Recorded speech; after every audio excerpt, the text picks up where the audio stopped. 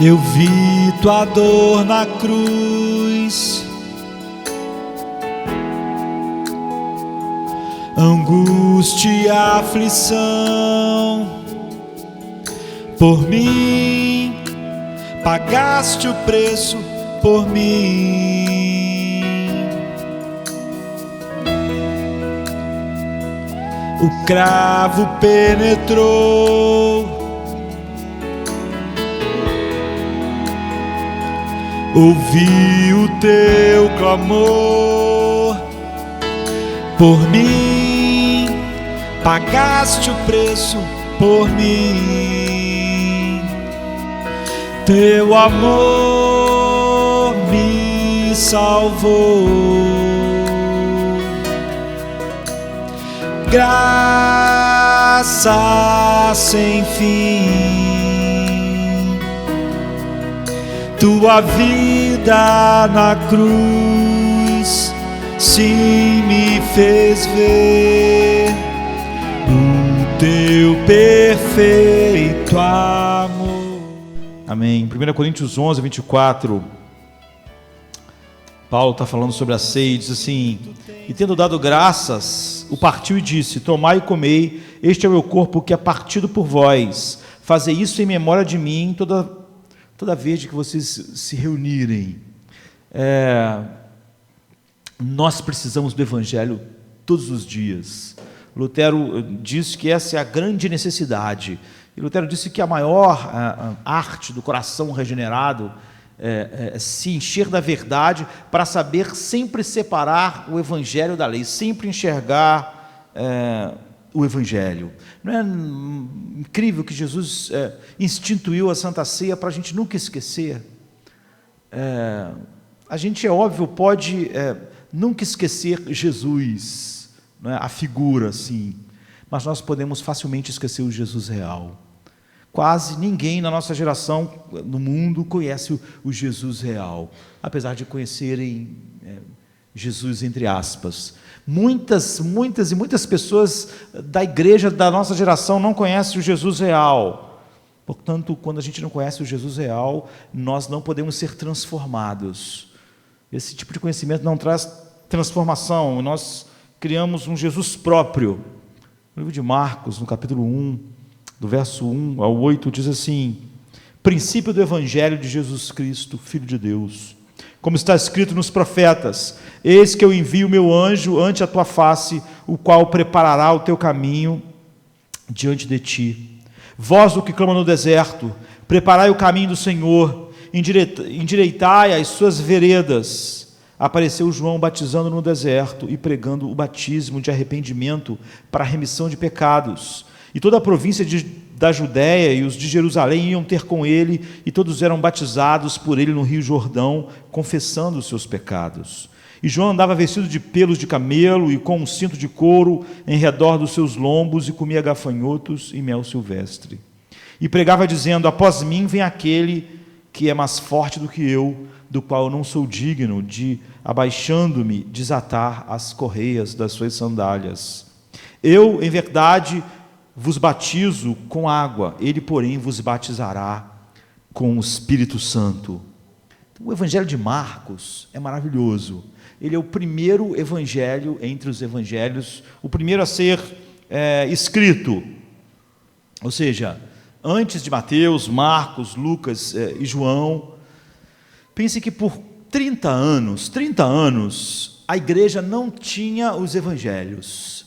Não é pouco tempo, não é? Grande parte da história que você conhece do início da igreja, não existia nenhum registro escrito.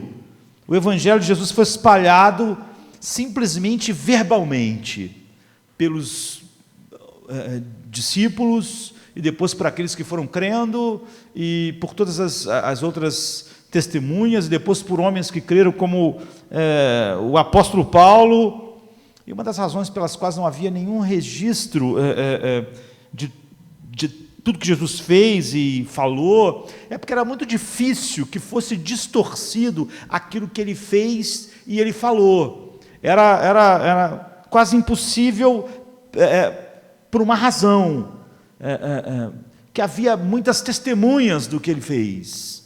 Em 1 Coríntios 15, cerca de 20 anos depois que Jesus já tinha morrido, ressuscitado e subido aos céus, Paulo está falando sobre a ressurreição, em 1 Coríntios 15. E em seguida, ele começa a listar várias pessoas que tinham visto Jesus ressuscitado. Então ele vai falando de Pedro, de outras pessoas, e depois ele diz que haviam 500 pessoas que viram Jesus ressuscitado. E ele diz que muitas dessas 500 pessoas ainda estavam vivas, ou seja, não é um grupo pequeno de pessoas. Ele diz assim, 1 Coríntios 15, 6, depois foi visto uma vez por mais de 500 irmãos, dos quais vive ainda a maior parte, mas alguns já dormem. Então, a maioria dessas 500 pessoas, mais de 500 pessoas é o que ele diz, que viram Jesus ressuscitado, eles estavam vivos ainda. E quando Paulo está falando isso aqui, 20 anos depois do ocorrido, aqui em Corinto, você vê, as igrejas já tinham sido abertas, o evangelho se espalhado, 20 anos depois, a maior parte dessas 500 pessoas ainda estava viva. Então, o evangelho que estava ali crescendo aos poucos, ele não podia ser deturpado. Quem Jesus foi, o que ele fez e o que ele ensinou. Por quê? Porque essas pessoas estavam lá, essas pessoas estavam vivas. Se alguém dissesse, olha, Jesus, ele era alguém que, entre um sermão e outro, ele ia voando para outro lugar, porque ele era o Filho de Deus, ele podia voar. Alguém diria, não, isso não é verdade. Eu estava lá, eu assisti, eu acompanhei tudo, não tem nada dessa coisa de sair voando. Ou então Jesus disse isso e aquilo. Não, ele nunca disse nada a respeito disso. Nós estávamos lá, nós ficamos com ele aquele tempo. Existia uma quantidade enorme de testemunhas. Então, quando essa geração começa a morrer, você vê aqui que 20 anos depois, Paulo diz, alguns já dormem. Alguns apóstolos já tinham morrido e começam a morrer cada vez mais. Surgiu exatamente o perigo de que toda aquela verdade só verbal começasse a ser corrompida. E aí alguém começasse a criar um Jesus da sua própria imaginação. Um Jesus próprio. Um Jesus que se parecesse com ele mesmo, já que não havia isso. Então, o que aconteceria? Eles perderiam o contato com o Jesus real, com o Jesus, o Filho de Deus, com o Verbo que se fez carne. Portanto, Mateus, Marcos, Lucas e João escreveram os evangelhos a partir disso. E o primeiro evangelho a ser escrito é o de Marcos. E eles fizeram isso para ficar claro tudo que Jesus era, ensinou, fez, e isso se transformou nesses 4 evangelhos que nós temos, e depois os outros livros também estão ligados aos apóstolos. E eles fizeram isso com, por exemplo, Lucas, que não era uma dessas pessoas que estavam lá, que viram tudo, mostra o cuidado que eles tiveram, para que não houvesse nenhuma possibilidade de você perder o contato com Jesus real, ou que alguém perdesse o contato com Jesus real. Então, Lucas, por exemplo, que escreveu para Teófilo, que era uma pessoa que tinha recursos, importante, ele começa o livro dele dizendo assim, tendo, pois, muito empreendido, por em ordem, a narração dos fatos que entre nós se cumpriram, segundo nos transmitiram os mesmos que presenciaram desde o princípio e foram ministros da palavra. Pareceu-me também a mim conveniente descrevê-los a ti, ó excelente Teófilo, por sua ordem, havendo-me já informado minuciosamente de tudo desde o princípio, para que conheças a certeza das coisas que já estás informado. Você vê que várias vezes ele diz, não, uma coisa minuciosa, eu fiz uma pesquisa, eu conversei com as pessoas que presenciaram cada um dos fatos, para que você conhecesse com certeza, para que você tivesse certeza que você tem um contato com Jesus real. Foram as testemunhas oculares. Não foi um outro grupo que falou para outro, que depois falou para outro, e aí depois resolvemos escrever. Não, não. Foi o contato direto com as pessoas. Esse cuidado de Lucas é o mesmo com Marcos, por exemplo, que escreve sobre a tutela de Pedro, ou de João. Mesmo João, é óbvio que ele teve que empreender uma pesquisa. Você pode pensar assim, mas ele estava lá, mas ele não estava lá em tudo. Por exemplo, Pedro diz, por exemplo, e Jesus olhou para mim. Como é que João ia saber disso? Que Jesus olhou para ele? Porque Pedro teve que contar para ele. Todos eles tiveram esse cuidado extremo. Para quê? Para que nós pudéssemos ter o verdadeiro Jesus. Não o Jesus que você compõe. Nossa geração, por incrível que pareça, com o livro... É por isso que não há nenhuma nova revelação acontecendo. Toda revelação vem do livro. E aí, quando as pessoas começam a falar sobre outras revelações, eles só estão querendo um cartomante. Porque se toda a verdade de Deus, Deus falou por último em seu Filho, ele não tem mais nada para dizer, porque Jesus é a exata expressão do Pai. As pessoas elas querem cartomante, é exatamente isso que Deus vetou para nós. Disse, olha, basta cada dia seu mal. Não é? Nós precisamos da vontade revelada de Deus, a vontade decretiva de Deus, que Deus já decretou tudo mesmo. Quando eu vou morrer, eu vou saber quando chegar a hora. Não é? Então, como é que vai ser amanhã? Calma, amanhã você vai saber. A vontade decretiva de Deus a gente conhece quando acontece. A vontade para nós vivermos para a glória de Deus estão nas Escrituras. A vontade preceptiva de Deus, a vontade oculta, por isso que o nome é oculta, porque Deus não diz. E quando você tenta querer saber, você peca. Ou quando você está ansioso sobre o amanhã, você peca. Por isso que a ansiedade é pecado. Porque a vontade do decreto de Deus é certa mesmo. Do mesmo jeito que eu tenho um dia para nascer no mundo, já está marcado o dia que Josemar Bessa sai do mundo. Mas eu vou saber quando chegar o dia. E vocês vão saber também se vocês não tiverem ido antes de mim. Então, eles queriam que eles não perdessem o contato com Jesus real. A nossa geração tem perdido o contato com Jesus real, mesmo com o livro. Então você vê, há uma explosão no nosso mundo, não falta um desejo por espiritualidade. E não há pessoas que não estão interessadas em Jesus, mas as pessoas estão interessadas em Jesus em seus próprios termos. As pessoas inventam um Jesus. Foi exatamente para isso que isso foi... nós temos o livro, a palavra externa a nós. Porque um Jesus que você molda, ironicamente, um Jesus que você concebe, um Jesus que você imagina, ele é um Jesus que você compõe, um Jesus que se encaixa nos seus desejos, um Jesus que se encaixa naquelas coisas que você quer para a sua vida, ironicamente, é totalmente inútil, porque ele não pode te mudar, ele não pode te transformar, ele não pode fazer você aquilo que o Jesus real faz, porque o Jesus que você compõe, ele nunca desafia você. Se você está aborrecido com alguém, esse Jesus, ele concorda com o teu aborrecimento. Se você deseja algo, ele concorda. Sabe? O Jesus que você inventa, ele está sempre de acordo com você. Ele nunca te desafia. Ele nunca diz, você está errado. Esse seu sentimento é errado. Nesse problema, você é o problema. Você não vê que você é o problema?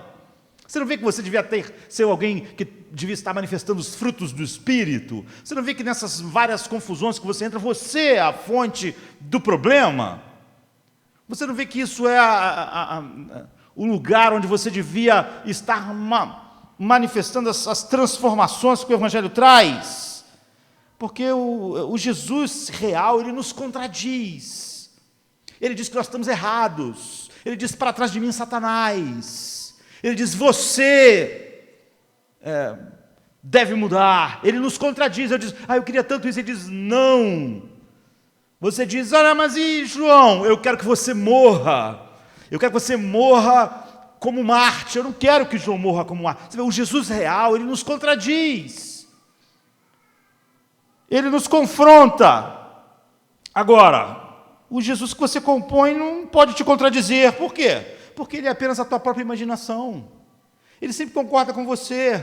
Se você tem a parte da Bíblia, do Evangelho, que você não quer viver, esse Jesus que você inventou ele vai aceitar. Se você quiser se conformar a algo do mundo hoje, da cultura, o Jesus se conforma, ele vira o Jesus que você quiser. Ele é um boneco de massa. Assim, a ironia é que o Jesus que você cria, o Jesus que não tem realidade própria, não te muda, não te transforma, e você está indo para o inferno com essa concepção. O Jesus que você cria nunca vai levar você a tomar a cruz e negar você mesmo, porque ele não te contraria. Quantas coisas você teve que negar hoje por causa de Cristo? Se o Cristo teu é fictício, nada. Porque tudo que tu quis fazer, ele acabou concordando. Então, se você quer um Jesus que pode realmente mudar você, se quer um Jesus que realmente pode espiritualmente mudar você, se você quer de fato dizer que você está entre os eleitos de Deus, então você tem que ter tido um contato com Jesus verdadeiro, e tem que continuar tendo esse contato com o verdadeiro, e não perder a memória disso em momento algum, quem ele é, o que ele fez, porque nele você tem a aceitação. Então ele diz, fazer isso em memória de mim. Vocês não podem esquecer isso, vocês não podem esquecer o Jesus real, vocês têm que manter na memória de vocês a verdade do Evangelho. E Marcos, quando nós pensamos nisso, eu diria que é mais eficaz inicialmente. Todos têm a sua importância vital. Porque Marcos, você obtém o Jesus mais nu, assim, sabe? Não destilado, mas rapidamente. Por quê? Porque você tem o Jesus real, mas todos os outros evangelhos são mais longos. Marcos é mais curto. E por ser mais curto, ele está numa linguagem muito parecida com a nossa geração, assim, uma geração que tem um Jesus imaginário, e vários Jesus imaginários diferentes na mente de, às vezes, um monte de gente que está dentro da igreja, e é óbvio, fora, cada um, o meu Jesus aceita isso, o meu Jesus é amor, as pessoas dizem, por exemplo, o meu Jesus que eu creio, ele é amor. Então, ela inventou o Jesus dela, ela não tem nenhum contato com o Jesus real, mas, infelizmente, isso não é a realidade só lá no mundo, é a realidade dentro da igreja. Então, Marcos começa de uma maneira que nenhum outro evangelho começa. Ele é curto, ele vai direto ao ponto. Por exemplo, Mateus começa com genealogia. Então, tem um grande prólogo. Quem é Jesus? Quais são suas raízes? Sua família? Quem é? Se você for olhar Lucas, ele começa a falar sobre Zacarias e Isabel e tudo que aconteceu a respeito de João. Demora um pouco a coisa, e vai falar sobre Maria e José, e aí o anjo, todas aquelas coisas que acontecem, é tudo muito interessante, mas você vê que demora mais, tem um prólogo maior. Marcos não, ele começa assim, bum, com Jesus real, sabe? Ele explode o Jesus real diante de nós. João, nós sabemos, começa como? No princípio era o verbo, vai lá na eternidade, é maravilhoso, é a coisa mais profunda que você pode ouvir, é o jeito que João começa. Mas Marcos não é assim, ele começa direto com Jesus, e você não vai ter muito de ensinos sobre Jesus que estão nos outros, mas você vai ter, ele vai te dar o caráter de Jesus, vai te dar as ações de Jesus, e quem Jesus é de uma maneira mais rápida.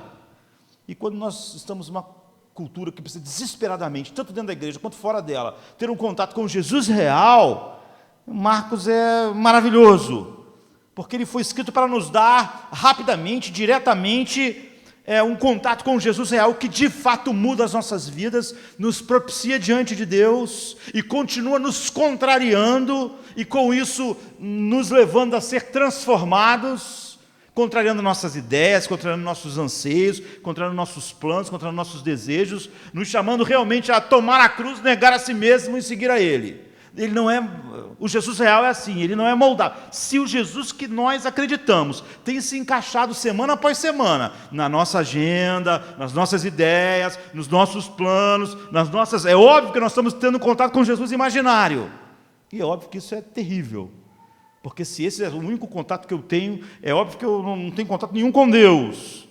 Então, quando a gente olha para o Evangelho de Marcos, não é? E vocês podem fazer isso em casa mais calmamente, você vai ver que logo no início, ele é um homem que tritura tudo com poucas palavras. Ele era bom para escrever, sei lá, em rede social, em Twitter. Ele diz, princípio do Evangelho de Jesus Cristo, Filho de Deus. É o início.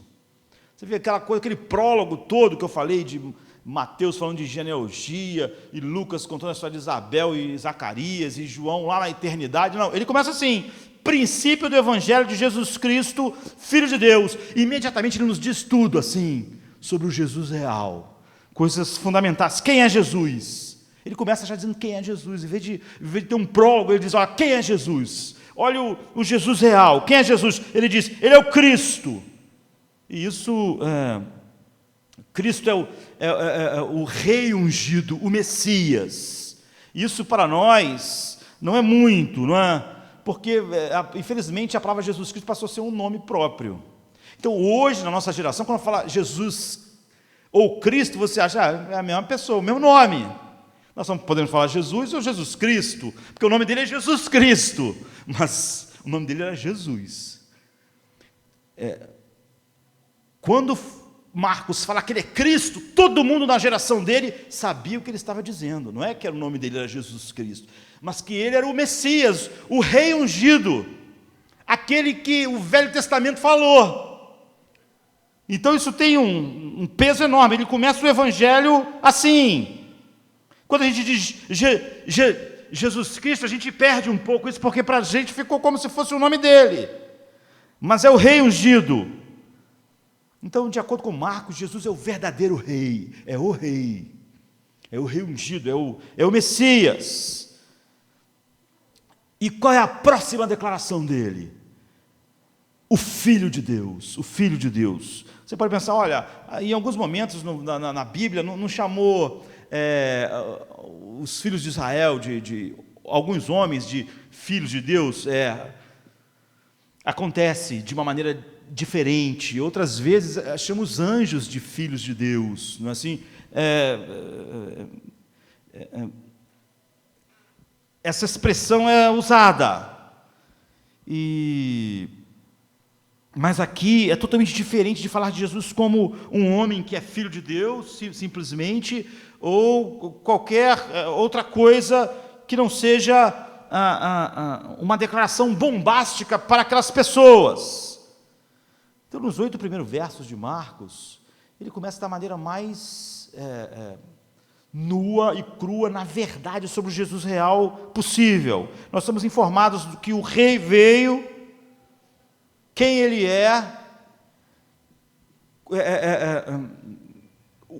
qual é aquilo que essencialmente ele ensina, como você e eu podemos encontrá-lo no deserto, e como ele veio para ir em direção à cruz.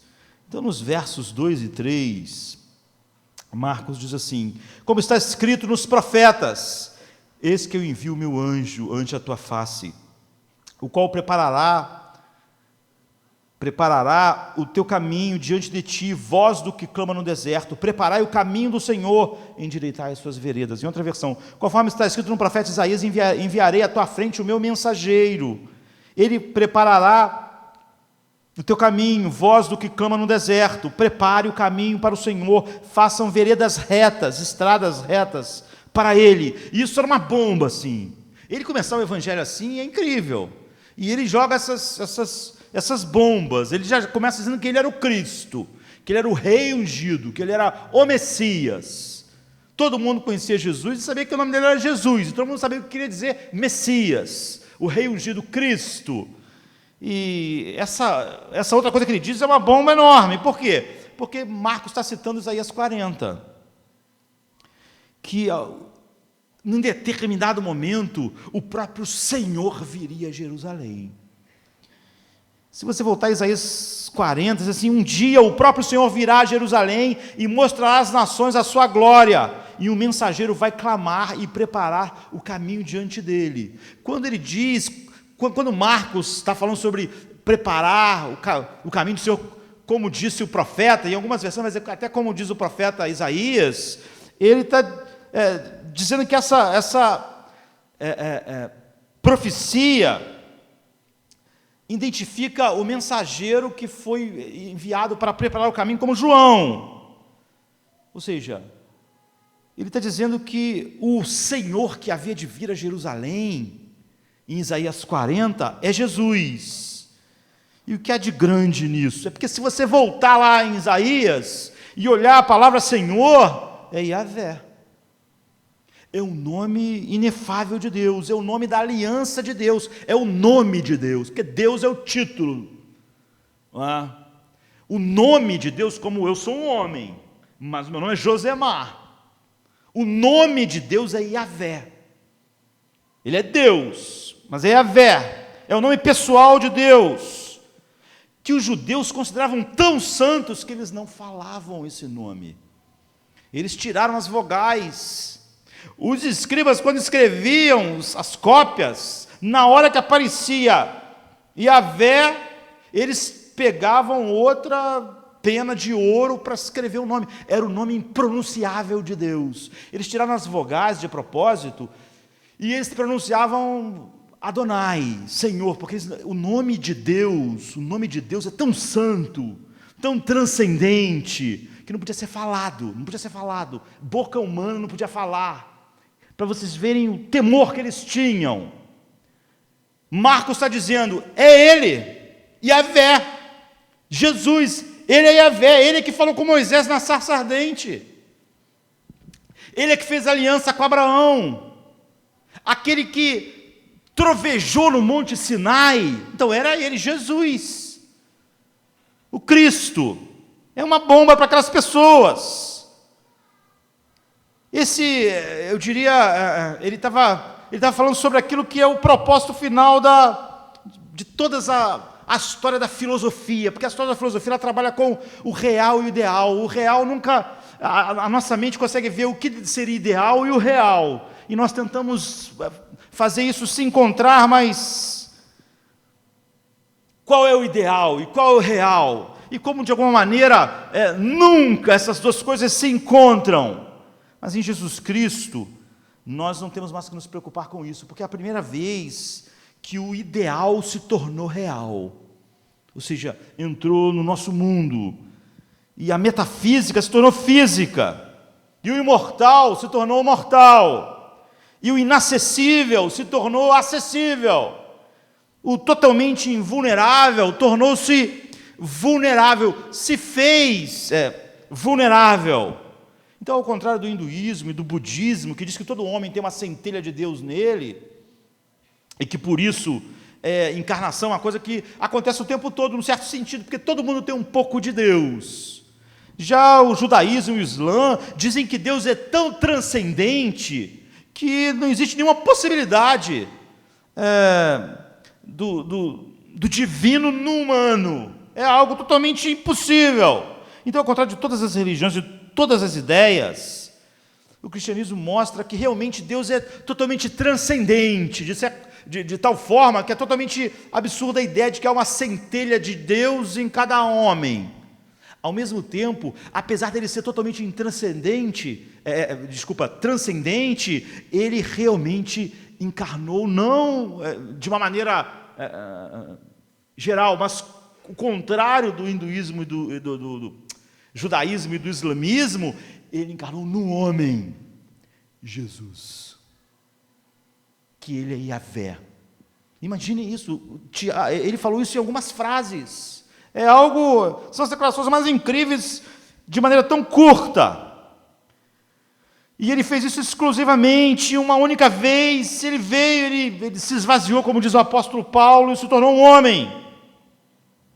Alguém pode dizer, ufa, mas eu não acredito nisso, Porque muitas pessoas dizem, olha, eu sou uma pessoa sofisticada, sou uma pessoa de uma outra época. Naquela época as pessoas acreditavam fácil de que Deus podia se transformar num homem e vir como um homem, mas agora nós, com a nossa mente mais sofisticada, não podemos, nós temos barreiras.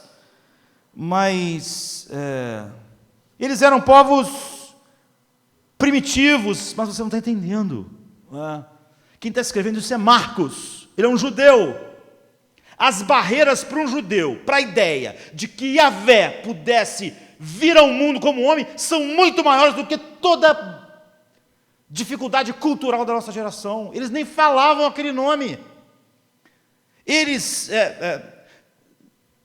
nem escreviam o nome com todas as letras, para não ler sem querer. Eles omitiam letras do nome. É o nome inefável de Deus. A ideia, todas essas testemunhas que Paulo está dizendo lá, que a gente leu em 1 Coríntios, e Marcos, e Mateus, e João,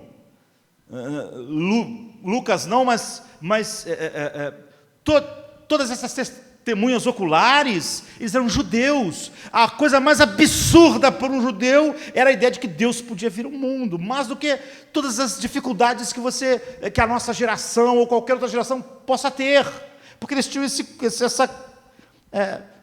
essa visão da transcendência e do Deus inefável. Eles sequer falavam o nome, eles não escreviam o nome. A ideia de que Deus podia se tornar um ser humano era um absurdo completo. Para eles, era uma blasfêmia, era uma maluquice. Como é que essas barreiras foram quebradas para esses homens? E é sobre isso que Marcos vai dizer, por isso que eu escrevi o livro, para mostrar como nós não temos a menor dúvida de que Ele é Deus. Ou como João diz, o verbo virou gente e habitou entre nós. Judeus, não há nenhuma barreira cultural que você possa mencionar hoje que seja um pouco perto da enorme barreira cultural que aquelas pessoas tinham para achar que Deus um dia, o Yahvé que apareceu na sarça ardente, ou que trovejou no Monte Sinai, encarnou e era um homem comum, um carpinteiro. Então Marcos está dizendo, nós crentes originais em Cristo, tínhamos um problema muito maior do que qualquer outro em outra geração, qualquer época, para chegar a essa conclusão. Mas não há nenhuma outra possibilidade a não ser essa. Todos nós fomos totalmente impactados por essa realidade. Em outras palavras, se você acredita que Deus se fez homem em Cristo, e eu não me refiro a você dizer que acredita, quase todas as pessoas no Ocidente vão dizer que acreditam. O que Marcos vai ensinar é que se você realmente tomar essa verdade no centro do seu ser e deixar isso incendiar lá, você é totalmente transformado para sempre. Nada mais é igual. E o livro de Marcos é só para mostrar isso. Ele, por exemplo, não dá tempo de falarmos a respeito das formas como isso muda, mas, por exemplo, ele muda, em primeiro lugar, o que eu chamaria do eixo de acionamento do coração.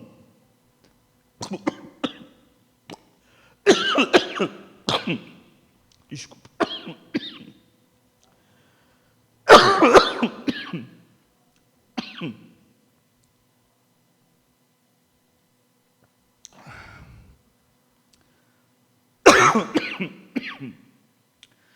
Em nossos corações há um eixo que aciona todas as motivações. Eu chamaria da unidade de motivação básica da vida. E todo coração humano tem uma unidade de motivação básica. É o que faz a gente levantar de manhã da cama. É o que faz a gente trabalhar. É o que faz a gente achar que a vida vale a pena. É o que impulsiona cada um de nós. E na maioria dos homens, esse eixo motivacional é o medo. Depois de anos em contato com as pessoas, né, como pastor, nada mais claro de que essa é a motivação básica de quase todos os seres humanos. O medo de perder, o medo de eu não provar a mim mesmo que eu tenho valor, que eu sou alguém, o medo de não ser feliz, o medo de não estar à altura, o medo das pessoas olharem para mim e não enxergarem a pessoa que eu quero que elas vejam. E todas as religiões do mundo só agravam esse medo. Porque o que todas as religiões dizem? Deus está lá fora, Deus está longe, Deus está lá em cima, e nós temos que alcançá-lo, nós temos que chegar lá. E é claro que cada religião diz o como. O budismo, por exemplo, é o nobre caminho óctuplo. É as 8 coisas básicas que Buda ensinou para tu chegar até Deus. O islamismo fala sobre os 5 pilares. O judaísmo, os 10 mandamentos. Você quer chegar a Deus? Cumpra os 10 mandamentos. Então, confucionismo, a piedade filial e tudo que envolve. Assim você tem que fazer coisas para alcançar Deus. E é óbvio, você não quer perder o divino. E então as pessoas já são movidas pelo medo. É o poder motivacional delas. Se eu não for alguém que venço na vida, ganho dinheiro, as pessoas não vão reconhecer eu como alguém. Tenho medo de que isso aconteça, então eu vou acordar amanhã de manhã, eu vou trabalhar, eu vou estudar. Essa é o eixo motivacional. Essas religiões aumentam o medo, porque será que eu vou conseguir cumprir o óctuplo do budismo, ou os 5 pilares do islamismo?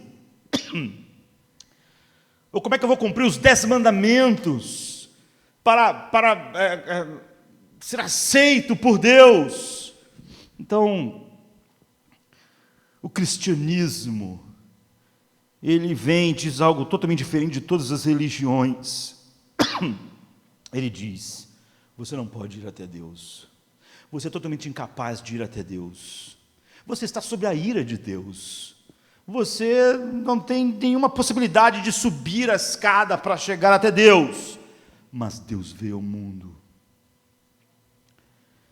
E o que impulsiona o verdadeiro cristianismo, porque grande parte do evangelho, ele não é evangelho. Grande parte da igreja evangélica, o que ele prega não é o evangelho. Você pode ver, é essa a dificuldade com as doutrinas da graça, porque as doutrinas da graça, elas não estão baseadas no que você faz, é no que Deus fez, é Ele vindo, Ele fazendo. O evangelho é impulsionado pela gratidão e alegria em Deus. É isso que opera as mudanças. O amor de Cristo nos constrange. Sempre que o evangelho está, como todas as outras religiões, dizendo o que você tem que fazer, e gera exatamente o mesmo medo que já é a fonte motivacional das pessoas e de todas as religiões, ele nada mais é do que uma falsificação, e é muito comum em nossos dias.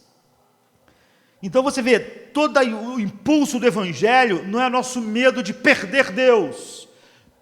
Nós soberanamente fomos chamados por Ele, amados por Ele na eternidade, colocados em Cristo. Mas então agora com nossos novos corações, nossa contemplação de quem Ele é, aquele Jesus que diz: faça isso em memória de mim. Na visão incrível de como Ele quebrou a barreira do ideal, e o ideal encontrou o real na pessoa dEle. Então, nós somos impulsionados de um grau de glória para outro grau de glória, ao contemplarmos o Pai no Filho e nos deleitarmos nele. Você vê, a motivação para a santificação, para a vida, não é o medo, é a alegria. É nenhuma condenação há para os que estão em Cristo Jesus. Você não tem ninguém tentando subir, não é o óctuplo do budismo, não é os 10 mandamentos do judaísmo, não é os 5 pilares do islamismo, é nenhuma condenação há. Está consumado. O homem está livre. Se o Filho vos libertar, verdadeiramente sereis livres. Você está em paz com Deus. O que te impulsiona, você vê, é a única... Essa mudança radical é porque lá a fonte motivacional, que é o medo de todas as formas, já é o medo natural no homem, não é que o impulsiona, que faz acordar de manhã, um homem sem nenhum interesse espiritual, mas é também o medo que impulsiona todas as religiões, só aqui que é totalmente diferente. Em segundo lugar, há uma mudança no mundo de sofrimento, é uma mudança tremenda. Essas são implicações da encarnação, que logo de cara Marcos coloca para nós. O Jesus real muda totalmente. Não quando você diz que crê em Jesus, tem um conceito de Jesus, mas quando Jesus real está no centro do seu ser e queima, e aí produz calor verdadeiro lá, a partir do centro motivacional, que não é mais o medo, é o próprio Cristo, o que Ele fez, é aquilo que o Pai fez nele. Em segundo lugar, a encarnação é um recurso tremendo contra o sofrimento, porque quando você está sofrendo, quando você abre o coração em sofrimento e alguém diz, olha, o que você tem que fazer é isso não ajuda muito, não é? Porque normalmente nós já sabemos o que tínhamos que fazer. Mas se você derramar o seu coração sobre a dor e o sofrimento, e a pessoa te disser, adivinha uma coisa, eu passei exatamente por isso, mas na verdade eu passei por algo muito, muito pior que isso, e eu vou estar contigo agora para a gente passar com isso. A encarnação produz essa mudança essencial através disso também. Ele é um homem de dores que sabe o que é padecer, conhece as nossas aflições e diz, não só para o que você tem que fazer para você passar pela sofrimento, não. Eu passei infinitamente mais por dores do que eu sou, um homem de dores. E eu vou estar contigo, eu vou estar contigo na chama, não só como o Deus transcendente, mas como o Deus que na história viveu todas essas coisas. Então há um poema famoso de Edward Tillotson que diz, os outros deuses eram fortes, mas tu eras fraco, nesse sentido, né, que ele se humilhou. Eles sentaram em tronos, mas tu desceu do trono. Nenhum Deus tem feridas, apenas tu. E essa é a verdade, não é? Só o Deus verdadeiro manifesto em Cristo, não é? Cristo é um Deus com feridas, é um Deus com marcas da morte, como a gente viu no início do culto, viu um cordeiro como que tivesse sido assassinado, é Ele. Em terceiro lugar, encarnação de Deus tornando-se homem, em Jesus, é uma tremenda motivação para tudo aquilo que o homem foi criado para ser na sua plenitude, porque ele se tornou um homem. Quando ele ressuscitou, você vê, ele ressuscitou e ele tem um corpo material, um corpo físico. Ele comeu, as pessoas tocaram nele, enfim. Quando ele morreu, ele ressuscitou, levantou da sepultura. Ele não apenas nos resgatou espiritualmente, Ele está dizendo que todas as coisas vão ser restauradas nele. E Ele mesmo agora tem um corpo para sempre. Ou seja, Ele para sempre é o Filho de Deus e o Filho do homem. Para sempre Ele é um homem, Ele tem um corpo, Ele tem tudo em nós clama, porque nós somos espirituais, somos físicos, e vivemos num mundo físico. Deus não fala nada sobre restaurar a coisa espiritual, não, Ele fala sobre restaurar tudo, toda a criação. Nós temos um novo corpo físico, para sempre, como Cristo tem. Enfim, é completo. Mas você só pode conhecer esse rei real, no deserto. E esse é o tema que João Batista pregava no deserto. As pessoas foram batizadas no deserto. Você vai ver Jesus indo para o deserto para ser tentado, para ser batizado. A palavra deserto, que é usada aqui, ela pode ser traduzida de várias formas. A gente gosta de lugares desertos. E às vezes a tradução pode ser essa no nosso mundo. Quem não gosta? Eu gosto de ficar num lugar deserto, ali, em paz. Aí o cara vai para um lugar que tem uma floresta, com uma cachoeira, não é? Você vê, é um lugar deserto, mas é selvagem, mas não se parece com o que está sendo dito aqui, o que a Bíblia diz, que você só pode encontrar o Jesus real no deserto, porque o deserto que a Bíblia fala é um lugar em que não tem vida. Quando a gente fala que está num lugar deserto, às vezes o lugar é repleto de vida, como uma floresta. Nós podemos viver da floresta, caçar, pescar, achar uma clareira. Sempre você vai ver os colonos, por exemplo, os puritanos na América, eles acham uma clareira para construir a casa, a vila, em volta à floresta, caça, rio, e vive.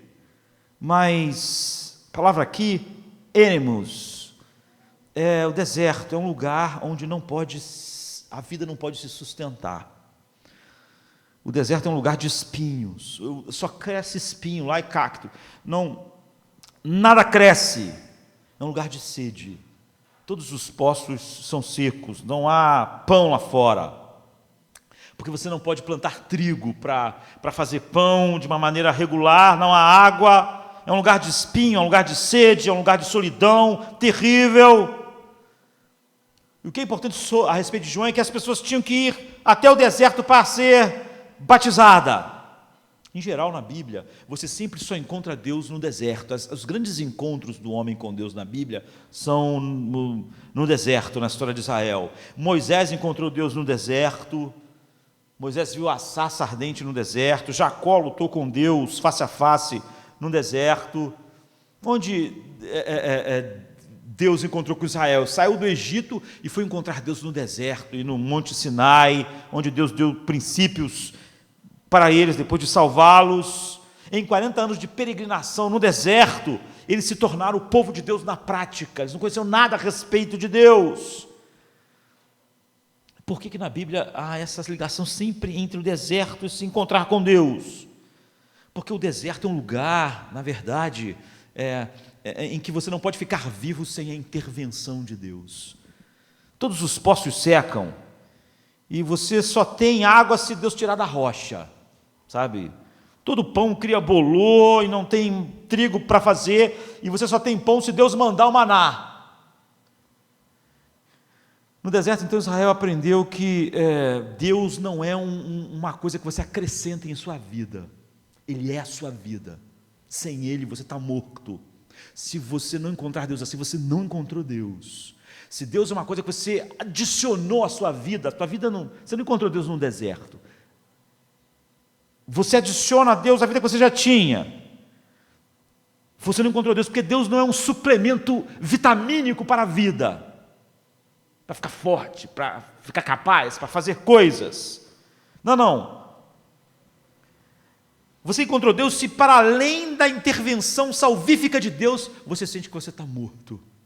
Você sente que não há, em última análise, todos os seus poços secam, exceto Deus. Todo pão cria bolor, exceto o maná de Deus.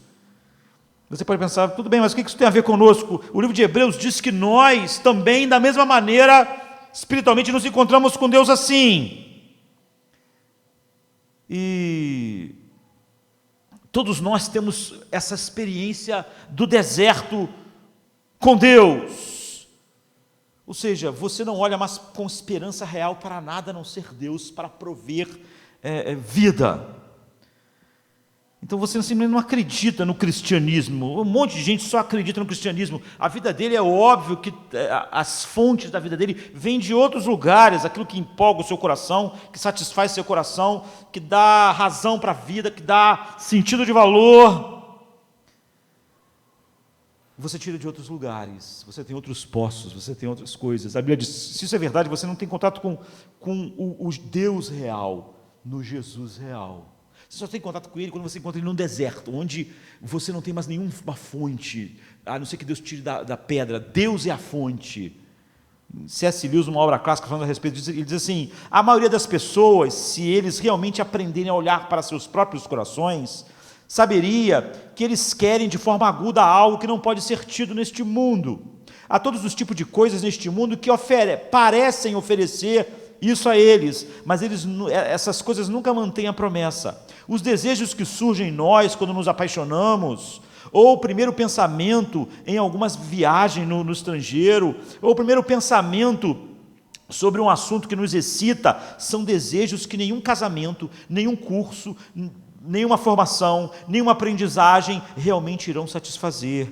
Eu não estou falando sobre o que normalmente seria chamado de maus casamentos ou viagens ruins e assim por diante. Eu estou falando sobre o melhor dos casamentos possíveis. Há sempre algo que nos agarra nesse primeiro momento de saudade que sempre desaparece na realidade. O cônjuge pode ser um ótimo esposo ou ótima esposa. O cenário da viagem excelente. O trabalho que a gente conseguiu muito bom.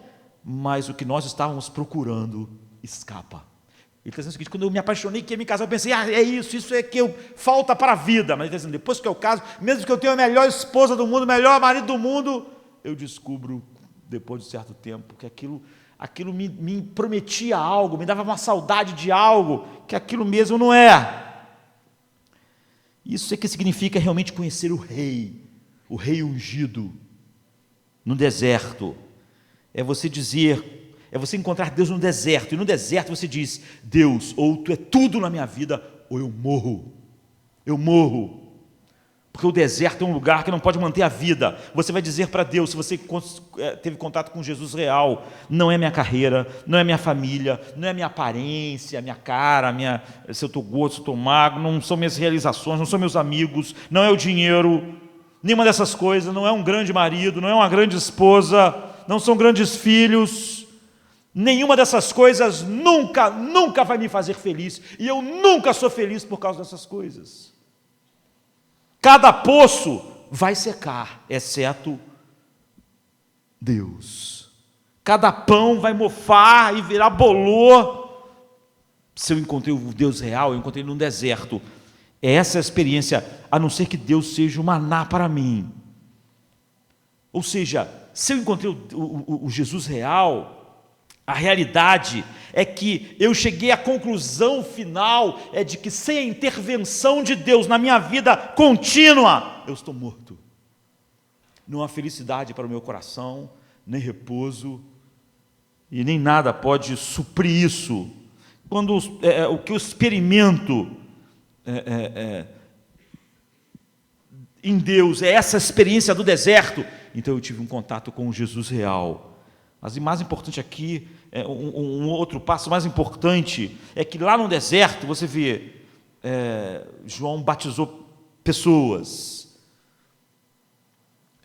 Você pode perguntar assim: mas pastor, antes de João não tinha essa coisa de batismo? Não tinha nenhuma cerimônia assim? Deixa eu explicar. Existia muitas cerimônias que envolviam abluções, afusões, imersões. Os judeus, por exemplo, entenderam que eles tinham que se lavar.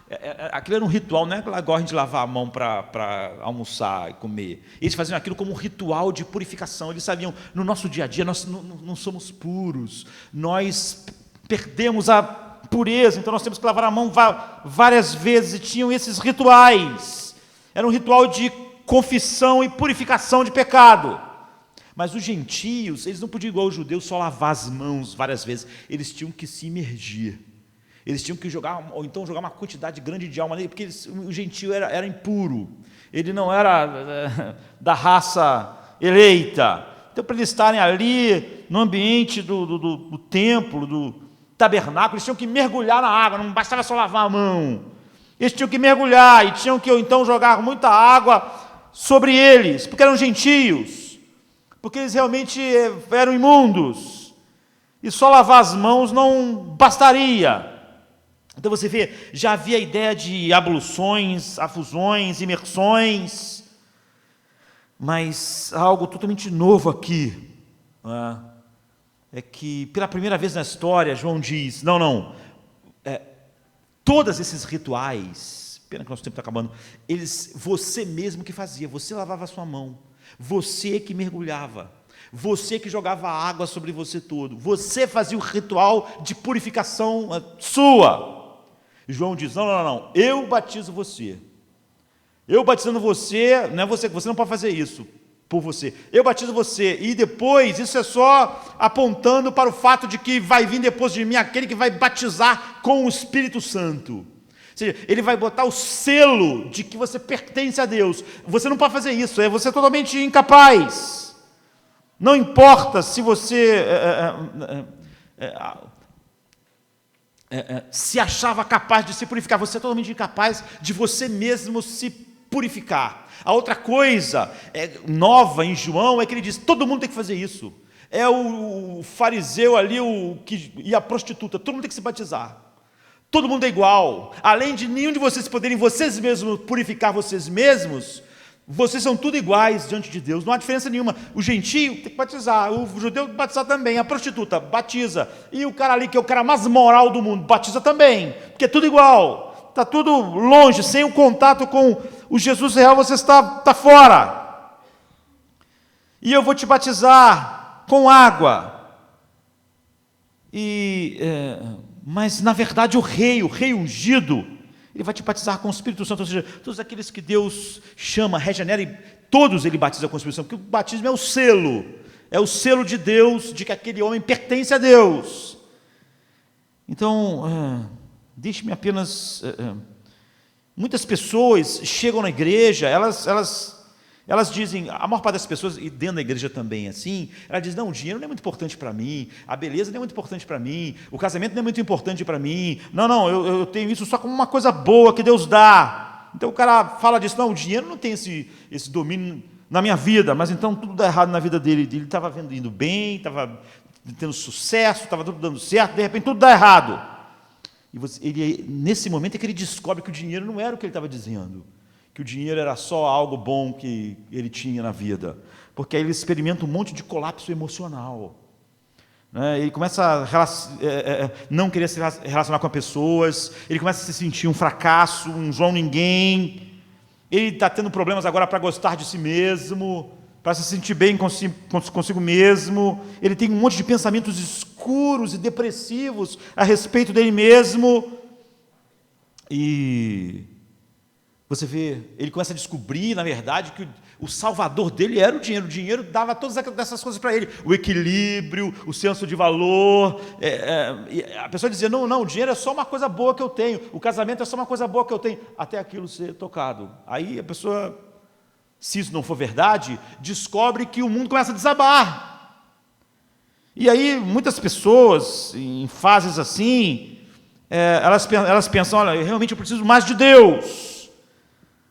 Mas de Deus, então a primeira coisa que ela faz é pensar, bem, realmente eu vou ser bom, eu vou me santificar, eu estou indo para limpar a minha vida.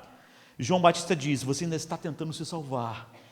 Você estava tentando se salvar através do dinheiro, agora você está tentando se salvar através daquilo que você faz para se tornar aceito diante de Deus, você está ficando mais religioso.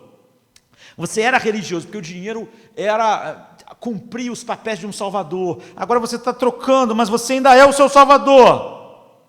Você não está pressionando tanto sobre o dinheiro, mas está achando que você pode fazer outra coisa agora que possa dar essa estabilidade. Você ainda está se batizando, entende? Você ainda está lavando suas mãos, você ainda está jogando água sobre você mesmo. Há um agricultor americano, Nathan Cole, de 1740, ele é muito estudado por historiadores, assim, porque ele escreveu um diário assim, muito minucioso de tudo que acontecia, da plantação, do tempo e tal, da vida social, e acabou virando aquele documento que era particular dele, algo particular, ficou como um dos melhores documentos daquela época, e ele se converteu em 1740 com a pregação de George Whitefield, e ele diz assim no diário dele, ao ouvir ele pregar, ele me deu uma ferida no coração, e pela graça de Deus, a minha antiga fundação foi quebrada. Eu descobri que minha vida se apoiava no meu sucesso como agricultor, no meu sucesso na sociedade, na minha família, nas coisas que eu tinha. Então essa fundação foi quebrada. E eu vi naquele dia que toda a minha justiça e única fundação da minha vida era Deus. Ele descreveu perfeitamente. Ou seja, de fato você vê que ele aqui encontrou Deus aonde? No deserto. É onde tua única fonte é Deus. Ou eu morro de fome, ou eu morro de sede. O meu único pão, todo pão, é maravilhoso esse pão quando eu tirei do forno. Eu achei que o casamento era tudo, mas agora eu vejo que ele fica bolorento. Deus tem que ser o maná. Deus tem que ser. Então, a escola onde você, o lugar onde você encontra o rei, e o lugar, o Cristo real, e o lugar onde você é preparado no deserto. E por fim, para onde o rei está indo. Muitas pessoas não gostam de ouvir falar de Jesus como rei, porque as pessoas querem Jesus como mestre. Como é que Jesus, qual é a dica de Jesus para o casamento, para a vida, para isso, para aquilo, para melhorar a sociedade mais justa, como mestre, mas como rei não, porque isso soa opressivo. Ele vai dizer o que eu tenho que fazer, o que eu não posso fazer. E quando ele diz assim, preparai o caminho do Senhor, preparai o caminho do rei, fazei caminhos retos para ele, é a expressão que Marcos usa. É que os povos antigos ouviam isso e imediatamente entendiam melhor do que nós. Quando um rei chegava num lugar, num país, um rei, um imperador, eles construíam uma estrada real, chamada de estrada real, uma estrada para o rei, tinha que fazer caminhos retos para o rei. É essa a expressão da profecia aqui. Porque naquela época não tinha uma engenharia boa igual a nossa. Então, os lugares eram cheios de cânions, de pedras, não sei o quê. O que eles faziam na vida comum? A estradinha deles ia, se tinha aqui uma pedra, a estrada dava a volta naquela pedra. Se tinha um cânion, eles iam descendo o cânion, fazendo voltas, milhares de voltas, até chegar lá embaixo, depois milhares de voltas, até chegar lá em cima de novo. Era assim. O que vai ser mais simples, mas quando o rei ia chegar, tinha estrada real. Ele fala, endireitai as veredas, preparai o caminho do rei. Então, quando o rei ia chegar, tinha que fazer uma estrada real. O rei nem ia querer ficar desce, sobe, dá a volta para lá, não. Então, eles tinham que fazer o quê? Usavam muito trabalho, um trabalho escravo. Que se tem uma pedrona gigantesca, vamos quebrar essa pedra para a estrada ir reta, um pouca curva. Se tem um abismo aqui, se for possível, vamos aterrar ele. Se não é possível, vamos tentar fazer algo que passe por cima do abismo. Nós temos que fazer uma estrada reta para o rei, uma estrada que vá rápido. O rei não vai passar por tudo isso. Então, eles pensavam, quando o rei vinha, quanto trabalho ia haver, quanta opressão, quanta coisa ia haver. É a mesma coisa que as pessoas pensam, e por isso elas não têm contato com Jesus real, né? Porque Jesus como rei, o rei ungido, não é algo que as pessoas estão procurando. Então elas não têm contato com Jesus real. Mas aqui é bom, porque a palavra que Marcos usa aqui, odos, para preparar o caminho do Senhor, em todo o livro de Marcos, sempre que ele usar a palavra de novo, vai ser sobre o caminho de Jesus indo para a cruz. Então esse rei é totalmente diferente. Qual é a estrada real? É uma estrada em direção à cruz. Todo lugar que ele fala, ele está falando a respeito disso. Não é? É uma estrada que está indo na direção da cruz do rei. Só que cruz e rei são coisas opostas. Rei fala de trono e não de cruz, porque a cruz é o exato oposto de uma cruz. Por exemplo, falar em cruz do rei é estranho. Mas há um bairro em Londres que se chama assim, em Sydney também, King's Cross, a cruz do rei. E por que tem esse nome? Por causa disso, porque esse é o caminho de Cristo, o caminho para a cruz. É diferente de todos os reis. Muitas pessoas não conhecem o bairro em Londres ou o bairro em Sydney, mas conhecem por causa do Harry Potter, que ele pega o trem lá para ir para Hogwarts, nessa estação, na plataforma 9 3/4. Né? Então, a cruz do rei é algo oposto ao que um rei é. Marcos está dizendo, o rei real é totalmente diferente, porque é um paradoxo. Trono e cruz são coisas opostas. O trono é um lugar de poder, de exercer o poder.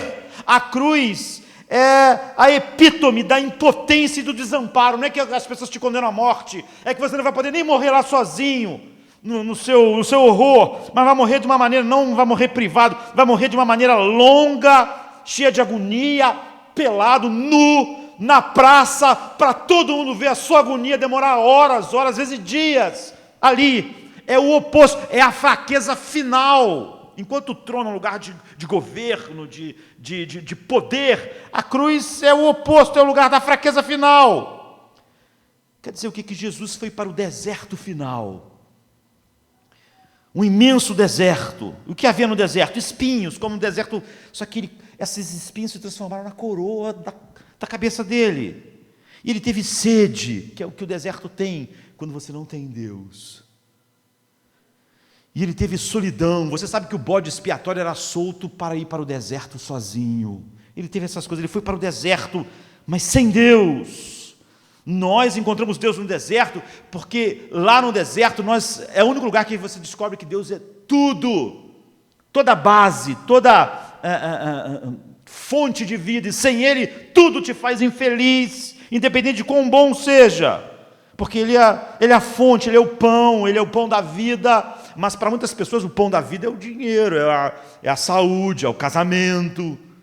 Mas alguém que encontrou Cristo real, o pão da vida é Cristo. Tire tudo e o homem ainda tem vida, porque ele tem o pão da vida, ele tem água.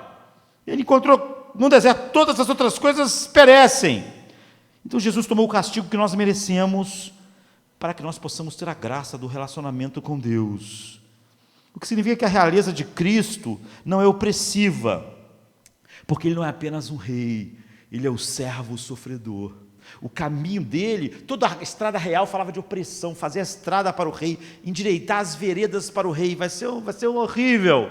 Mas ele não, a estrada dele levava ele em direção à cruz. A realeza dele não é opressiva, então ele muda o status motivacional interno final do homem, de medo para amor que nos constrange. Isso muda o eixo de acionamento do coração, e quando você teve contato com Jesus real, o eixo de acionamento foi mudado. Então a santificação, a vida para Deus é por causa da alegria, é por causa da gratidão, é por causa do gozo, é por causa que você tem agora o pão da vida, você tem a água, e você pode estar no deserto, mas agora nada mais. É a fonte de sustentação da sua vida, do seu senso de valor, de qualquer outra coisa que você possa chamar de vida e que você buscou como Salvador.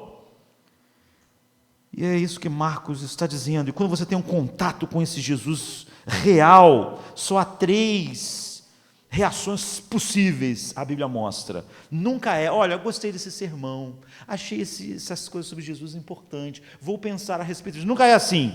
Quando as pessoas tiveram contato com Jesus real, ou eles quiseram matar Jesus, ou eles fugiram de Jesus, ou eles se prostraram e adoraram. Sempre extremo. Ninguém encontrou Jesus real se o impacto disso não é extremo em sua vida. Se é algo assim, olha, esse Jesus dessas pessoas é um complemento vitamínico. Ele adicionou a sua vida, adicionou o seu casamento, adicionou o seu trabalho, adicionou as suas motivações, adicionou. Mas o Jesus real, não, as pessoas só têm 3 respostas, todas elas são extremas, sempre extrema. Ou as pessoas odiaram ele, ou saíram correndo, ou então se prostraram e disseram: Tu és o Deus eterno, ordena, porque a minha vida é sua. E é por isso que Paulo sempre vai falar sobre tudo que compõe a nossa vida, como que fluindo dessa alegria, que é a fonte motivacional agora, como em 1 Coríntios 6, 18 a 20, porque fostes comprados por um bom preço, glorificai, pois, a Deus em vossos corpos, em vossos espíritos, quais pertencem a Deus. Ou você cai assim, de maneira extrema, eu não pertenço mais a mim mesmo. Ou você odeia, ou você foge. Pessoas que dizem, olha, grande pregador, grande mensagem, muito bom, inspirador, isso inspira a viver uma vida melhor, isso inspira aquilo, nunca tiveram contato com Jesus real. A resposta sempre é extrema. As únicas respostas relacionais para o Jesus real são extremas: ódio, fuga ou verdadeira adoração. Então, o que nós mais precisamos, nós temos que acabar. Marcos vai direto assim, sem fazer rodeios, e por isso ele tem esse quê de diferente. É porque se você não tem contato com Jesus real, você está morto. Não importa se você acredita supostamente no Jesus, as pessoas da nossa geração têm um contato com Jesus que não é real, não encontraram ele no deserto, não enxergam quem ele é e que diferença isso faz se ele é real. E se nós não temos contato com Jesus real, e a nossa resposta relacional não é extrema, não há nada de diferente acontecendo conosco, queridos. Não há nada de diferente do finalmente o homem está ainda naqueles caminhos do tipo o óctuplo do budismo, ou os 5 pilares do islamismo, ou os 10 mandamentos do judaísmo. Ele está fora de contato com Deus real, por não ter tido contato com Jesus real. A maior necessidade da nossa geração lá fora é ouvir sobre o Jesus real. E a maior necessidade da igreja da nossa geração é conhecer o Jesus real. Ele só é conhecido no deserto. E a única experiência verdadeira com ele é no deserto, quando há aquela troca do centro motivacional e quando a alegria, o gozo, é o motor motivacional para me acordar de manhã, fazer todas as coisas. Só aí, tudo na minha vida realmente, eu posso dizer, olha, o casamento é uma coisa boa na minha vida. É só isso, não é mais do que isso. O trabalho, eu não tiro disso nada, porque nesse deserto da vida, a minha água é Deus. O meu pão é o pão do céu, é Deus. Ele é tudo. Porque eu tive um contato e vivo agora sob a direção do Jesus real. Ele me contraria, me muda, eu tomo a cruz, eu nego a mim mesmo, e isso é uma alegria extrema, é o poder motivacional mais forte que um homem pode ter para viver ou morrer. Vamos ficar de pé, vamos orar. Eu vi tua dor na cruz, angústia e aflição, por mim, pagaste o preço por mim.